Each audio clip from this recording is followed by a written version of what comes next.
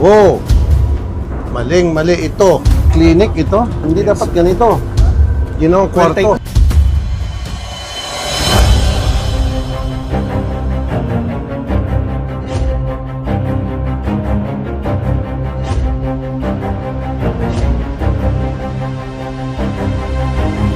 Ah, Jim. Welcome to Cebu. Thank you, thank you.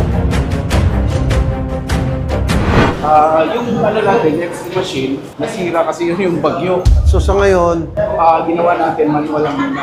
oh, May mga dogs na tayong kinuha sa K9.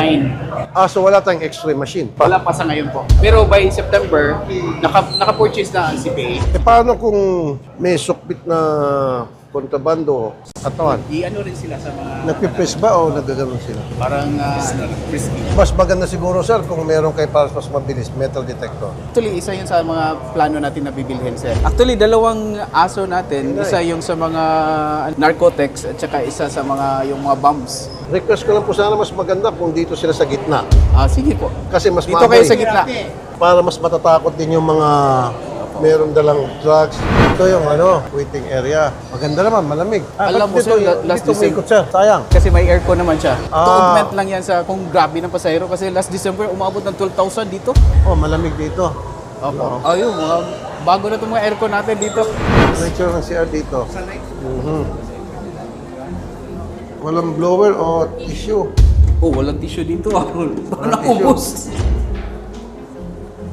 Wala rin pong toilet paper. Kasi po, bidet. pagkatapos bidet, gaganon-ganon niya. Di, siyempre, Sige, we'll take note, sir. maghugas siya rito. Pag naghugas siya, hindi naman niya po pwedeng ganon-ganon. Blower, maglagay ka dito mismo. Sige, sir. Nakalagay PWD. Now, kung PWD naka-wheelchair, mahirapan dito. Dapat merong hawakan dito. Karamihan sa mga PWD, mahirap maglakad, medyo nahirapan sila sa balance. They have to have support. So next time, gusto ko po makita magkaroon ng support. Kung diniklara niyo itong PWD, make sure na accessible sa PWD. Okay. Yung sa LGBT na LGBT. na CR. Pwede rin po, kung meron pa kayong bakante, prayer room. Prayer room. Meron, sir. May CR din dito. Tingnan natin. Ganito, tama itong ginawa. Ganito. Yes. Maganda to. First time ako makita ng ganito. In fairness. Libre. Opo, sir. Wow! Okay good.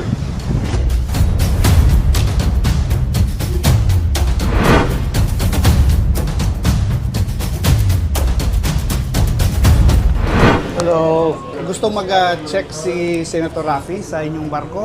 Kayo yung first line of defense. Aakyat yung pasahero, may dalang maleta. Anong ginagawa nyo? Sila sir, na-bet na sila doon sa terminal. So, they are brought here, yung security check natin doon, and then they are brought here through a bus. Okay. Through a bus. Good. So, bawat kama, merong life vest. Yes, ano ba sir. itong life vest na ito? Pwede natin matingnan yung life vest. Pwede mabuksan. Lulutang po ba ito? Home? Sa Solas, dumaan. Hindi ba imitation? Sige. Meron pa dito, infant. Okay.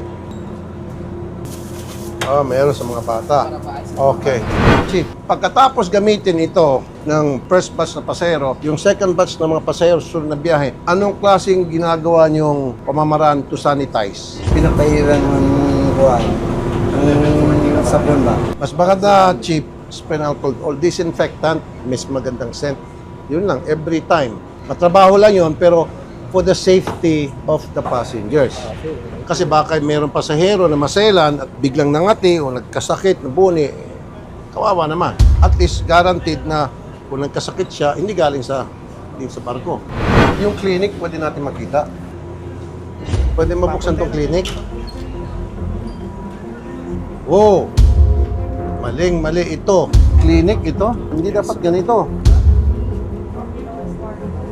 Yun ang We'll take kwarto. note of this sir, and we will report this accordingly to the management. Bawal to. Yun. Yung clinic, ginawang kwarto. May mga itlog, basura, tsinelas. Bawal to. Ayusin nyo ito kapa. Baklasin nyo itong kama ito. Ihagi sa bintana.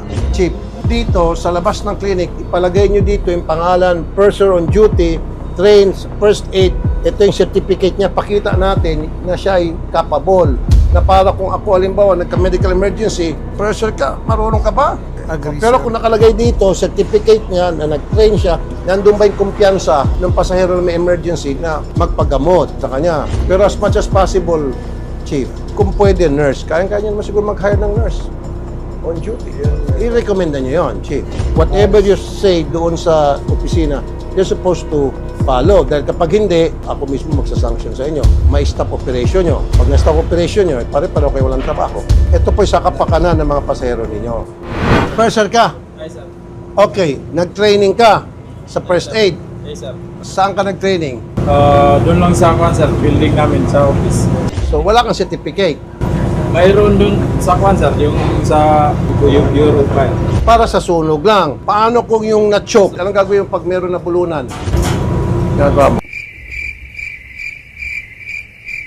Choking, sir. Choking. Kaya nga, anong tawag? Anong i-apply mo na first aid doon sa mga na-choke? Tap up pa, sir, sa likod or dito sa stomach. Anong tawag doon? Heimlich maneuver yon. Hindi tinuro sa'yo. O, see? So, ngayon, paano kung yung tao ay nagsusuka? Gagawin mo? Saan yung gamot mo? Yung clinic sir, of one. BioFlu. Kabila. Ang BioFlu sa tangkaso. Nasaan yung medicine cabinet mo? Basta, sir. Tingnan natin.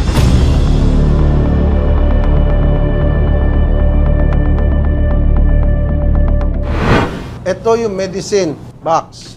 Biogesic, mayroon pang pasahilo. Alcohol, Band-Aid. Okay, sige, okay to. Iodine, sige. Good. Ganitong gawin natin, boss. Mas maganda, bawat floor, may ganito ka. Ang nangyari, kung emergency, tatakbo pa ka pa rito. Pag takbo mo rito, hanap ka pa. Pagkahanap mo, malala na yung pasahero mga emergency sa baba. So, bawat deck, meron ganito. Accessible. Hindi yung, ito mo, naglakad tayo, halos 2 minuto. Punta rito, ay kumaalon pa. Tatama rin na ikaw, tapos tatawagan ka pa. Ikaw lang mag-isa. First, ang in case of emergency, takbuhan. Magpa-training kayo. Dito, gusto ko galing sa DOH, Bureau of Fire, yung mga basic ba. Tapos bigyan kayo ng certificate. Huwag yung ang nagbigyan sa inyo ng certificate, yung office nyo lang. Diba, may clinic doon. Ilagay nyo yung certificate mo. Ipagmalaki mo. Ilan bang price distinguish nyo rito? 35. Tingnan natin kung expired na o hindi. Eto. Kailan ang ano nito? Expiration. Bagong buwan ito, sir. Bago pa ito. Bago. Labas natin. Okay, bago. pa ito kasi Sige, galing good. kami ng- Sa inyo yun, kayo mga tripulante. Paano sa mga pasahero? Updated din. Lahat ito, sir. Kasi Good. Okay. Ngayon, ang tanong ko sa inyo, sir, yung mga pasahero na process doon, na inspection, mga pagahe nila, paano naman yung pag-process ng mga sasakyan? Chichikin din sa taga-bag ko. Okay. Sige, tingnan natin.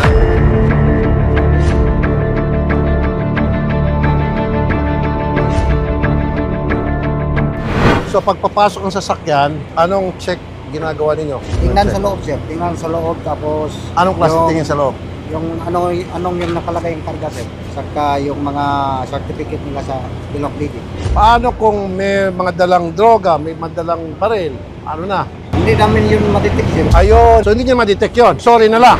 May prior check na rin po Prior bago check. sila makapunta dito. Very controlled yung... Wala akong nakita eh. Anong ginagamit mong mga instrumento para mag-check ka ng mga sasakyan? Halimbawa, L300, papasok dyan. Driver lang ang makapasok doon, pasahero hindi. Tapos yung kompleto sa mga Papeles, Yes. tama yon. ORCR, at dapat meron kayong contact na sa LTO na kahit tawagan lang, may tie-up kayo para masiguro na talagang legit yung ORCR na nasasakyan. Okay, sir. Sunod, ano pa? Saka yung sir, sa bill of lading, sir. Bill of lading, ano pa? Yan lang, sir. So paano kung ako ay terorista, naglagay ako ng napakaraming baril sa ilang ng upuan, naglagay pa ako ng isang sakong droga, lusot na. Sir, meron din po kaming random inspection sa mga rolling cargos natin, sir. It is being done at the entrance, yung pinasukan po natin doon, sir, kanina. Pero wala akong nakita na check po ng sakyan. Wala. Random nga lang po, sir, dahil yung limited din na po yung capability ng mga aso po natin, sir. So, from time to time, pagkaano, sir, Ay, wag po random. Kasi paano kung natsambahan kayo? And then in coordination din po, sir, with sa CPA, yung Coast Guard, sir, nagde-deploy ng K9, meron din po yung CPA. So, yun nga sir, series of multiple layers of security. Kasi kung random, kunyari 10, nag-random pa isa, paano kung yung 9, Agree sir. may droga doon, dito di ba paggawa ng baril, inilusot ng nilusot. So dapat po, each and every vehicle na papasok, check talaga, wag random. Sir, Maganda rin po talaga yun sir kasi yung sa international port natin sir, meron silang x-ray for the vehicle. why don't we do that? Kung kailangan nyo ng budget, then just let me know. We will. Sige nga, sa hearing natin, i-take note nyo nga na i-hearing natin yun na magkaroon ng vehicle x-ray. For me, this is serious matter. To be honest sir, yung mga closed ban natin sir, mahirapan na po yung mga aso natin talaga dyan. Correct. Pero sa Pagka x-ray nandyan, kaya. Sa x-ray sir, kaya. Sa gulong na lang, pwedeng lagyan ng droga dyan, tapos ipapasok. Tapos Right dito now, yung mga sir. double walling. Dito, pakita ko sa inyo. Ito, gagawin tong double walling, pakapalan. Pwede sir. Pag binakbak yan, cellophane ng droga, tuloy-tuloy hanggang dulo. Tapos sir, Ano pa? kung yun na nga Diba? sir, effective ang aso sir on the first inspection, but on the mga later or second na niya sir, medyo nagle-less na yung niya. Kailangan Pahinga. magpahinga. Opo. So, x-ray talaga. Yes sir. Sige, sa sir. susunod na budget, for now, magsipag-sipag na muna kayo, sir. We will sir, we will Ako, sir. ako po yung chairman ninyo. Thank you I'll sir. do my best. Thank you sir. Thank Salamat you, kayo sir. Atensyon sa bala. Thank you Salamat po. kayo sa Thank you. pagbisita Thank you. sir. Thank you kayo sir. Thank you, GM.